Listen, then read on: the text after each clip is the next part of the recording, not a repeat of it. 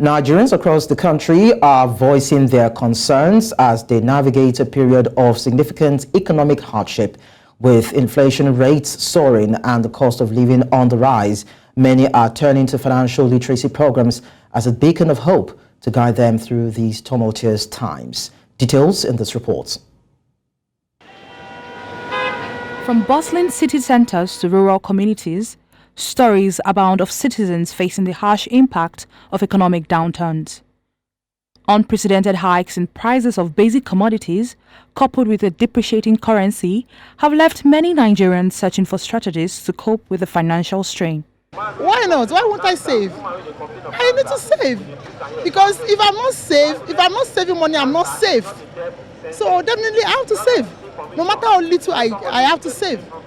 Because you cannot even predict what is coming tomorrow. So if you don't save, you are in trouble. I'm saving. Now we say cut your cloth according to what? According to your pocket. If you know those sexy life you live, you cut it short. In this condition, present condition that we find ourselves in Nigeria, before you even get the money, the expenses is already down. So people find it so difficult to save. But out of the hard economy, I think some people still do polo. But for us like this, no save, because before the money arrives, also we don't spend it. House expenses, house rent, this, that, mommy, daddy, paying this. The current economic climate in Nigeria has prompted a nationwide conversation about the importance of financial literacy. As families and individuals grapple with the realities of stretched budgets and dwindling savings, there is a growing recognition of the need for a better understanding of financial planning and management. In response to the outcry, non-governmental organizations, financial institutions and community groups have begun ramping up efforts to provide educational resources and workshops on budgeting, saving and investing. What is building the other advanced economy that we are going through? They are the small businesses. But all those small businesses are not built by government or by large corporations. It's by individuals that start putting stuff together. But we don't have that knowledge. So everybody go to school, end up out of school and looking for employment. But when you teach people how to save and invest, then it helps them that by the time they're out of school, they're able to, think out of the box. On its part, the Nigerian government has made efforts to promote financial education as the CBN implements financial literacy programs. Despite these efforts, there's still a long road ahead.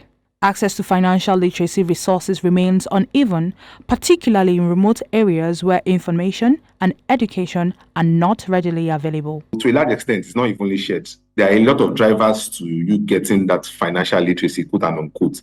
It has to do with access to internet, which is not even evenly shared in the country. The internet penetration in Nigeria is quite low. So for places where we have high internet penetration, the access to information is quite easy, quite accessible compared to areas where the internet penetration is quite low. So if you are not financially literate to know, this is what to do to invest, if you don't take that discipline approach, definitely you will always be under the water. And that's why I say we are not doing, as the government, as a people, as individuals, we're not doing more than enough to ensure that we bridge this financial literacy gap. The crisis has shed light on the fundamental role that financial knowledge plays in navigating economic challenges. As the nation looks forward, the focus on financial education not only offers hope for individual financial health, but also for the nation's economic recovery and growth.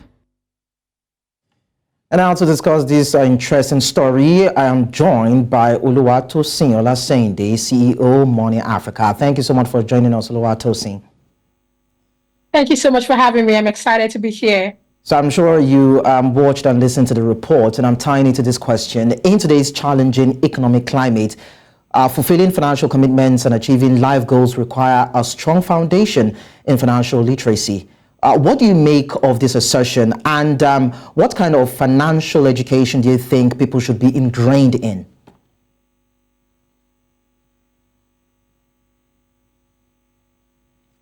Oluwatosin, can you hear me? Okay, Oluwatosin, if you can hear me, I'm just going to go over the question again, all right? So I actually said that looking at the challenging economic climate that we are faced with, fulfilling financial commitments and achieving life goals require a strong foundation in financial literacy. So what do you make of this particular postulation, and what kind of financial education do you think people should be acquainted with? Okay, great.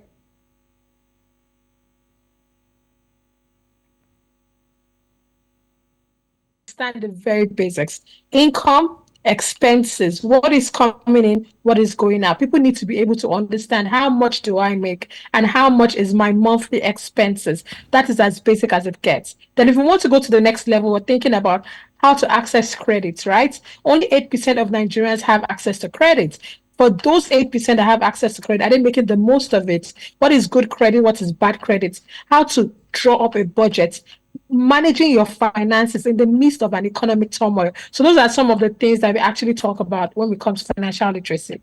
But that is a problem with me, because we are in an economy where inflation is on a constant rise and bills are biting hard, and of course salaries or wages are stagnant.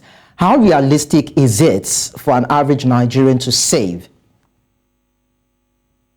I like to ask this question. There are two things. There's something that is within your control. There's something that is outside of your control. So for instance, I'm not the CBN governor.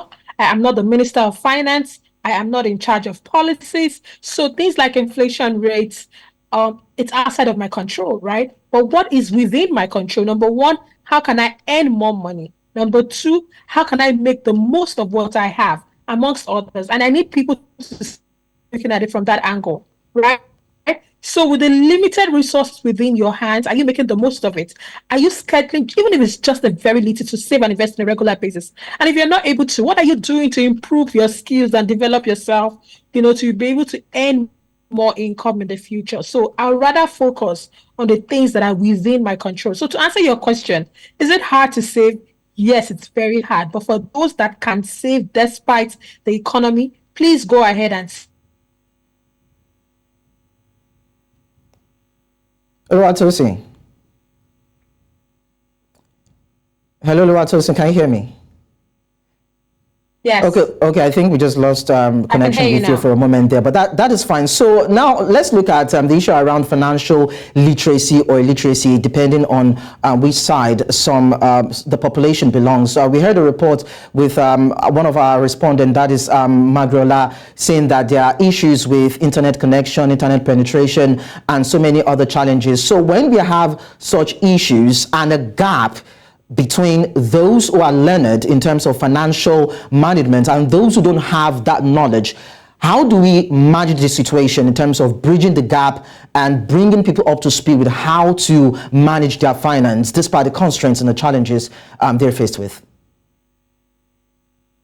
I get this question a lot, and people underestimate that they think that for those that have access to internet, that they're actually good with saving and investing. But guess what? They're also culprits. So for those that are also outside of the grid, I mean, those that don't have access to internet, and those that have access to internet are also still guilty of not having proper financial education finances. So where do we go? This is where institutions come in. So we've seen institutions like Fidelity Bank, Access Bank, Wema Bank, they have programs, and amongst others, they have programs to even go off grid, that is, go to the markets, look for how to educate people that are not connected to the internet, and just sharing this information of financial literacy. We also have companies like ourselves, Money Africa, and other communities out there that are constantly educating this mission. And like you said, not everyone has access to the internet, but guess what? Quite a number of people are using SMSs. How do we send them SMSs with these same messages?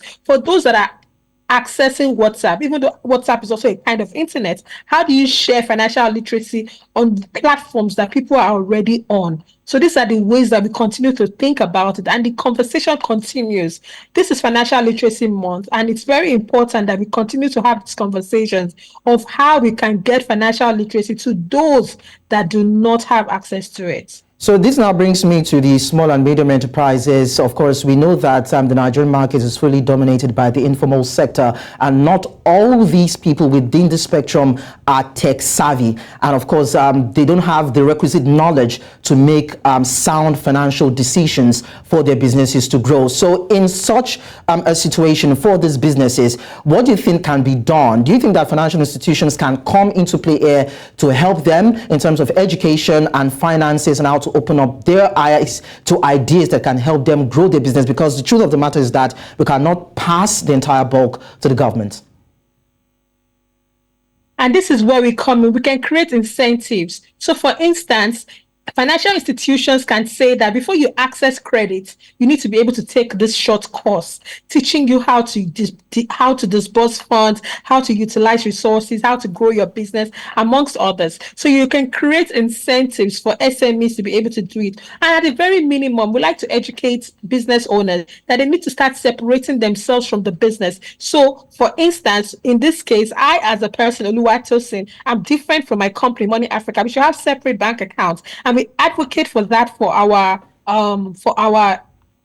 for SME owners as well. So create incentives for them to be able to do it. Number two, also educate, and let it be incentivized. So if they carry out that course, you can give them some points, you can give them access to credit, amongst others. But we continue to redefine and keep, brainstorming on how to make it better for how financial literacy can reach everyone.